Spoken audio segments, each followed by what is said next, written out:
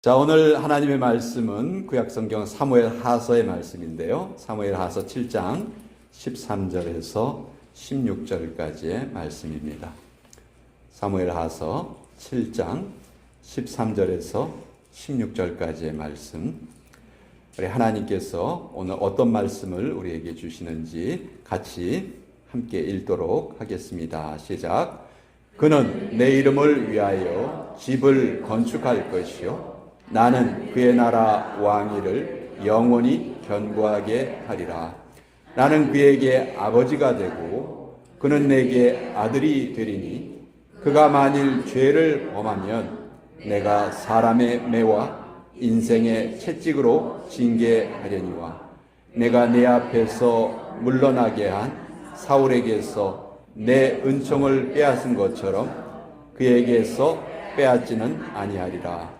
내 집과 내 나라가 내 앞에서 영원히 보존되고 내 왕위가 영원히 견고하리라 하셨다 하라. 하나님의 말씀입니다. 아멘. 잠깐 기도합니다. 지금은 마땅히 깰 때라 일어나라 말씀하시는 주님의 음성을 우리가 기억합니다.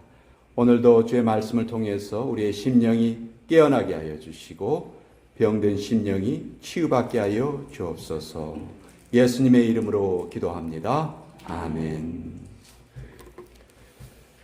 자, 구약 성경에 사무엘상, 하 이렇게 두 권의 책이 있는데 원래는 한 권의 책이었습니다.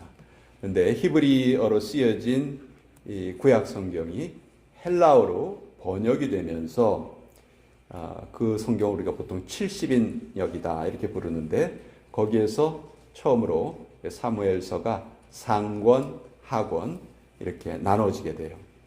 그럼 뭘 기준으로 이렇게 상권과 하권을 나누는가? 바로 다윗이란 인물을 기준으로 상권과 하권을 나눕니다. 사무엘 상서에는 세 남자가 등장을 하는데 사무엘과 사울과 다윗이 등장을 해요. 그런데 사무엘 하서는 오직 한 사람의 이야기만 기록되어 있습니다. 그게 바로 다윗이에요. 그러니까 유대인들이 다윗 왕을 얼마나 중요한 인물로 생각했는가. 이 책을 나누는 것만 봐도 우리가 그것을 알 수가 있겠죠. 자, 다윗은 이스라엘의 왕이 된 이후에 제일 먼저 수도를 예루살렘으로 옮깁니다. 그 전까지는 예루살렘이 정복되지 않는 성 중에 하나였어요. 여부스 족속이라는 아주 싸움을 잘하는 족속들이 예루살렘만큼은 절대로 내어놓지 않고 있었는데 다윗이 드디어 이 예루살렘을 정복을 합니다. 그리고 그 전에는 남유다는 헤브론이 수도였고 북이스라엘은 사마리아가 수도였는데 이 나라를 통일한 후에는 새로운 수도를 정해요. 그것이 바로 예루살렘이었습니다. 자, 이 예루살렘을 수도로 정한 후에 다윗은 그 예루살렘에 하나님의 법궤를 옮겨옵니다. 자, 법궤를 옮겨온 후에 다윗에게는 또 한 가지 소망이 생겼는데요. 이 법궤를 잘 안치할 하나님의 전을 건축해야 되겠다. 이것이 다윗의 또 다른 소망이었어요. 자, 다윗이 이 마음을 가지고 있는 것을 하나님은 참 기쁘게 여기셨습니다. 그리고 내 이름을 존귀하게 만들어주겠다 약속을 하셨어요. 그렇지만 성전을 짓는 것은 네가 담당할 일이 아니고 네 아들이 너의 몸에서 날 씨가 그것을 감당할 것이다. 이렇게 말씀을 해 주셨어요. 그리고 그 성전을 지을 그 너의 아들이 만약 죄를 범하면 내가 사람의 매와 인생의 채찍으로 징계하겠다. 그렇게 말씀하신 내용이 오늘 우리가 읽은 본문의 내용입니다. 자, 여러분, 사람의 매, 인생의 채찍 이런 표현을 들으시면 어떤 느낌이 들으세요? 하나님께서 범죄한 자를 징계하실 때에는 사람이라든지 환경을 사용하시는구나. 우리가 그렇게 알 수가 있겠죠. 자, 하나님께서 우리를 훈련시키는 상황에 나를 힘들게 하는 사람이나 혹시 내가 원하지 않는 그런 이상한 일들이 벌어질 수 있다는 것이죠. 자, 그러면 우리는 그 징계 좀 안 받을 수 없나? 징계 안 받으면 참 좋겠는데 이렇게 생각할 수 있겠죠. 근데 히브리서 12장 8절에는 이런 구절이 또 적혀 있어요. 징계는 다 받는 것이거늘 너희에게 없으면 사생자요 친아들이 아니니라. 이런 말씀이 있어요. 하나님께서 사랑하는 자를 오히려 징계하신다. 이렇게 말씀하고 계시죠. 자, 여러분, 우리가 뭔가 잘못한 일이 있으면 하나님께 회개해요. 우리가 보통 어떻게 기도하냐면 하나님, 제가 이러이러한 잘못을 했습니다. 제가 죄를 범했습니다. 저를 용서해 주세요. 이렇게 고백을 합니다. 자, 그리고 그렇게 고백을 하면 마치 우리의 죄가 다 용서된 것처럼 우리가 오해하기가 참 쉽습니다. 여러분, 그렇지 않아요. 하나님은 용서해 주는 기계가 아니세요. 무슨 얘기냐면 우리가 슬픔을 느끼는 것처럼 하나님도 슬퍼할 줄 아세요. 즉 우리가 죄에 대해서 기계적으로 하나님 이거 잘못했어요 라고 고백하는 것뿐만이 아니고 정말 그렇게 잘못을 한 거에 대해서 우리가 마음속에 아픔이 있어야 돼요. 애통이 있어야 돼요. 그럴 때 그 마음이 하나님께 올려질 때 하나님이 우리를 용서해 주시는 거죠. 그리고 그럴 때 또한 우리에게 내가 하나님께 용서받았구나 하는 그런 사죄의 확신도 우리가 갖게 됩니다. 그런데 또 여기에서 이것이 전부가 아니에요. 하나님께서는 우리의 죄를 용서해 주시는 것은 물론이고 우리가 죄를 저지르는 그 근본 바탕 있잖아요. 우리 마음의 본성, 우리 마음의 바탕, 이것까지도 하나님께서는 고쳐주시기를 원하시고 계시는 거예요. 성경은 이것을 구속이라고 말합니다. 그래서 구속이라는 개념은 우리가 습관적으로 잘못된 생각을 갖고 또 우리 기질 속에 분노라든지 미움이라든지 이런 잘못된 것이 있는 그것을 싹 고치는 것. 그것을 성경은 구속이라 이렇게 말을 하는 것이죠. 자, 이것을 우리가 모르고, 그러니까 이런 것에 대한 관심은 없고, 하나님, 제가 누구에게 화를 냈어요. 누구에게 잘못된 말을 했어요. 제가 어떤 실수를 했어요. 이렇게 겉으로 드러난 사건만 우리가 하나님께 회개하는 것을 하나님이 원치 않으신다는 거예요. 그보다 더 나아가기를 하나님이 원하세요. 그런 것도 물론 고쳐주시지만 우리의 본 바탕을 하나님께서 처리해 주시기를 원하시는 거죠. 그래서 우리가 분명히 회개를 통해서 용서를 받았음에도 불구하고 용서 뒤에 징계가 뒤따라오게 됩니다. 창세기 3장에도 보면 사람이 범죄를 하죠. 아담과 하와가 먹지 말라 한 그 열매를 먹었어요. 그 다음에 하나님께서 그들을 불쌍히 여기셔서 가죽옷을 지어서 그들의 수치를 가려 주셨습니다. 그러니까 이것은 용서해 주셨다는 뜻이죠. 그런데 그렇게 죄 문제를 덮어 주셨지만 그 다음에 하나님이 하신 선언을 보면 또 다른 징계가 뒤따라오는 것을 우리가 알게 돼요. 죄에 대한 대가를 분명히 치르게 하셨어요. 여자에게는 해산하는 고통을 더하게 하시겠다. 또 남자를 사모하며 남자의 다스림을 받아야 한다. 그렇게 말씀하셨고요. 또 남자들에게는 너는 땀을 흘리고 수고해서 그래야지만 가족을 부양할 수 있겠다. 이렇게 말씀하셨어요. 자, 용서 뒤에도 징계가 뒤따라온다는 것. 이것은 아주 성경의 중요한 원리입니다. 그런데 우리가 이것을 잘 이해하지 못하면 자꾸 우리가 낙심하게 되고 신앙의 딜레마에 빠지게 되는 거예요.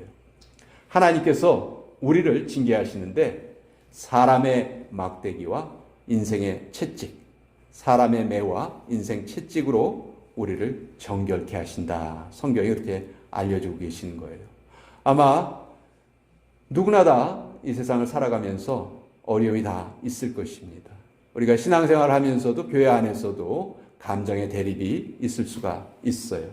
나를 누가 안 좋게 생각하거나 내가 하는 일에 반대를 하거나 하는 그런 일이 있을 수가 있죠. 그런데 이 모든 것이요, 다 사람의 매와 인생의 채찍으로 우리를 더 좋은 모양으로 바꾸어 가시려는 하나님의 방법이라는 것을 우리가 꼭 알아야 합니다. 다윗이 참 위대한 인물인데 또 엄청난 죄도 저지르죠. 우리아의 아내를 빼앗고 그 우리아를 전쟁터에 내보내서 그걸 죽게 하죠. 그렇죠?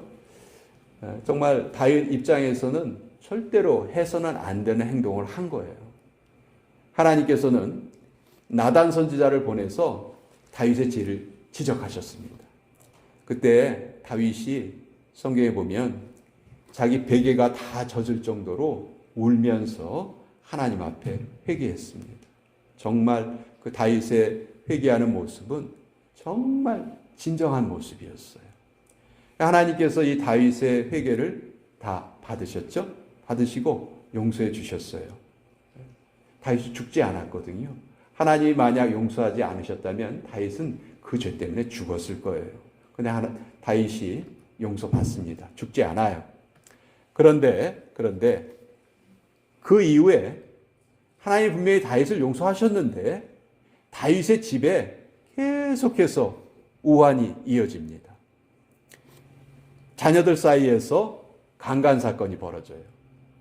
또 자기가 사랑하는 아들이 자기를 반역을 하는 그런 사건이 벌어집니다.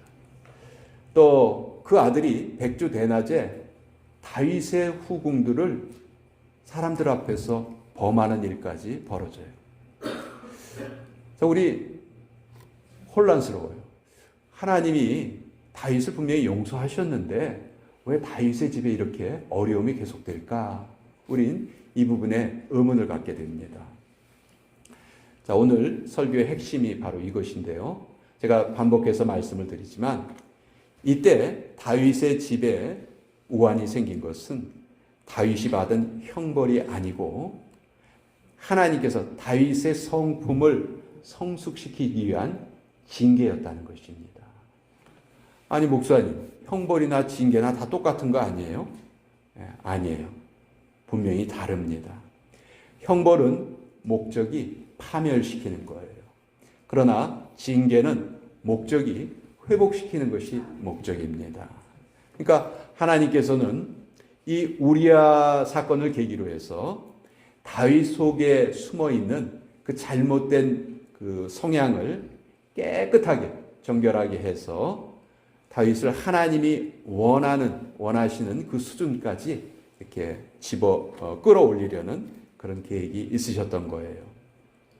왜냐하면 다윗의 후손을 통해서 메시아가 이 땅에 오시는 것이 하나님의 뜻이었거든요.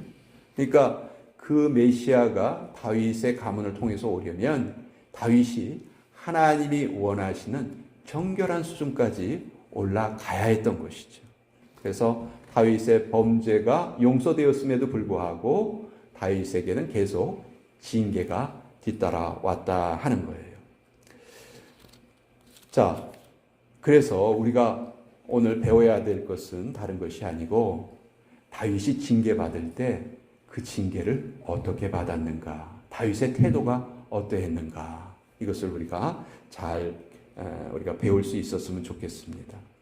다윗은 자기가 겪는 그 고난의 배후에 하나님이 계시다는 것을 알았어요.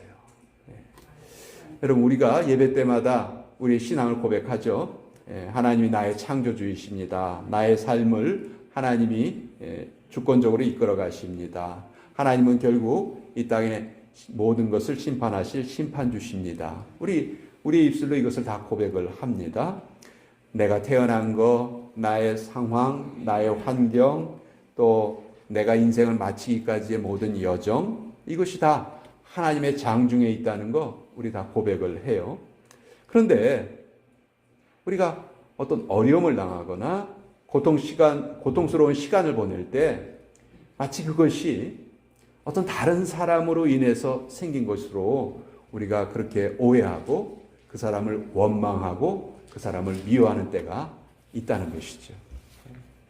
여러분, 다윗이 사랑했던 아들 압살롬의 반역을 겪게 됩니다. 그때 얼마나 다윗이 급했는지 맨발로 그 궁궐에서 도망을 가요. 자, 다윗이 그렇게 도망을 가는데 시므이라는 한 사람이 나타나서 갑자기 다윗 일행을 저주합니다. 사무엘하서 16장에 보면은 사울의 친족 한 사람이 나오니 게라의 아들이요 이름은 시므이라.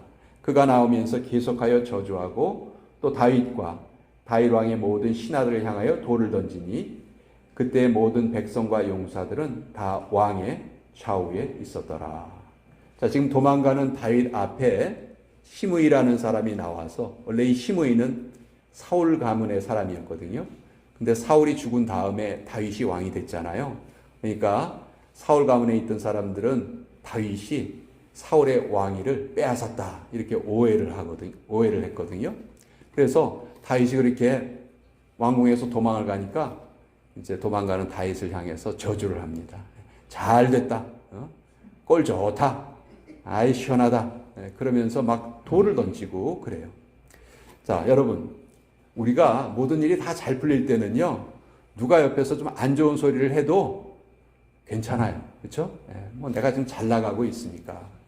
그런데 우리가 좀 어떤 어려움을 겪고 있을 때 누가 내 옆에서 빈정거리거나 안 좋은 소리를 하면 우리 어떻게 됩니까? 우리 그냥 속이 뒤집어지는 거예요. 오장육부가 뒤집어진다고 그랬죠.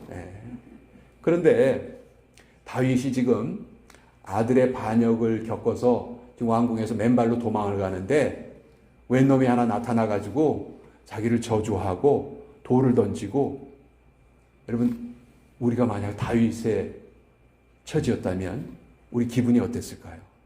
아마 화가 머리끝까지 났을지 몰라요. 그래서 이때 다윗 주변에 있던 그 신하들이 너무 화가 나니까 그 신하 중에 한 사람인 아비새라는 신하가 있었는데, 제가 당장 이놈을 죽여버리겠습니다. 칼을 싹 뺐어요. 근데 그때 다윗이 뭐라고 그랬는지 아세요? 다윗이 이렇게 말을 합니다. 다윗이 아비새와 모든 신하들에게 이르되 내 몸에서 난 아들도 내 생명을 해하려 하거든 하물며 이 베냐민 사람이랴. 여호와께서 그에게 명령하신 것이니 그가 저주하게 내버려 두라. 그 상황에서 다윗은 뭔가를 깨달았는데, 무엇을 깨달았냐면, 지금 이 시므이가 나를 저주하는 것은 이 사람이 하는 일이 아니고 하나님께서 허락하신 나의 징계의 과정이구나. 그걸 깨달은 거예요. 여러분, 우리도 이 비밀을 좀 우리가 좀 깨달았으면 좋겠어요. 어떤 사람이 나를 못 살게 굴 때 그 사람 뒤에 하나님이 계시다는 것을 우리가 좀 알았으면 좋겠습니다. 그래서 내가 싸울 대상은 남편이나 아내가 아니에요. 바로 내 자신이 내가 싸워야 될 대상입니다. 날 잘 보세요. 난 타락한 본성을 가지고 있습니다. 때때로 하나님의 계획을 무시하고 내가 가고 싶은 길로 막 가려 합니다. 그런 본성을 내가 가지고 있어요. 여러분이나 저나 신앙을 가지고 있다고 하면서도 그 본성이 있는 것을 우리가 무시할 수가 없습니다. 바로 그 본성이 나의 원수라는 것이죠. 그러니까 우리가 싸워야 될 대상이 누구인가를 늘 잘 알고 있어야 돼요. 교회 안에 있는 김 집사, 이 집사, 박 집사가 아니에요. 나를 힘들게 하는 내 자녀가 내 싸움의 대상이 아니라는 거예요. 하나님은 때때로 사람의 매와 인생의 채찍으로 나를 다스리신다는 것이죠. 왜? 우리의 속 사람을 신령한 수준에까지 이끌어 올리시려고. 성경에 보면 다윗이 많은 칭찬을 받았어요. 그런데 도덕적으로 아주 순결하거나 일을 잘했거나 그래서 하나님께 인정을 받은 게 아니에요. 사도행전 13장 22절에 보면 이런 구절이 있습니다. 하나님이 이렇게 말씀하셨어요. 이새의 아들 다윗을 만나니 내 마음에 합한 사람이라. 내가 저를 통하여 내 뜻을 이루리라. 하나님 그렇게 말씀하셨거든요. 여기에서 내 마음에 합한 사람이라는 것이 무슨 뜻이냐 하면 다윗이 징계를 겪을 때 그 징계가 사람으로부터 비롯된 것이 아니고 하나님으로부터 비롯된 것이라는 것을 다윗이 깨달았다는 의미입니다. 그래서 사무엘서의 저자가 이것을 우리에게 보여주려고 압살롬의 반역을 거론을 하고 또 다윗 왕가의 비극을 다 나열을 하고 그럼에도 불구하고 그러한 어려움 속에서 다윗은 어떻게 반응했는가 그것을 성경을 통해서 우리에게 알려주려고 하시는 거예요. 우리에게도 참 많은 문제가 찾아올 수 있습니다. 부부간에도 문제가 있을 수가 있고요. 자녀의 문제가 있을 수도 있고 또 뭐 환경이 여의치 않은 등 얼마든지 사람의 막대기와 인생의 채찍이 우리 주변에 있을 수가 있습니다. 그러나 그것을 우리는 분명히 그 목적을 알아야 돼요. 하나님께서 내 마음을 정결케 하시기 위해서 일하시는 것이구나. 우리가 그 사실을 붙들고 하나님 앞에 엎드리면 반드시 그 상황은 우리에게 복으로 바뀌게 됩니다. 여러분, 고통의 시간이 길다고 해서 힘들다고 해서 좌절하지 마십시다. 우리의 중심이 하나님 앞에 올바로 향해 있다면 반드시 그 징계가 결실을 맺을 때가 다가올 것입니다. 그것을 다윗은 우리에게 미리 보여준 것이에요. 우리가 오늘 이 말씀을 우리 마음속에 잘 기억했으면 좋겠습니다. 함께 기도합시다. 아버지 하나님, 우리가 최선을 다했는데도 풀리지 않는 여러 가지 문제를 안고 우리가 살아가고 있습니다. 아버지, 내 원수가 나를 비난하기도 하고 생각하지 않은 사람들이 나를 무시하기도 하고 또 뜻하지 않은 어려운 일을 겪기도 합니다. 그러나 주님, 이 모든 징계의 현장 속에서 우리가 꼭 기억해야 될 것이 있습니다. 그것은 그 사람들이 문제가 아니라는 것입니다. 바로 내가 문제이고 또 그 나를, 그 본성을 정결케 하기 위해서 하나님께서 역사하시는 것이 우리 징계의 과정입니다. 우리가 이것을 잘 깨닫고 우리 인생길에 우리가 겪는 모든 어려움의 배후에 하나님이 계시다는 것을 잊지 않고 우리 모두가 믿음으로 승리하여 반드시 하나님의 징계가 우리의 복으로 변하는 귀한 축복을 경험하게 하여 주시옵소서. 예수님의 이름으로 기도합니다. 아멘.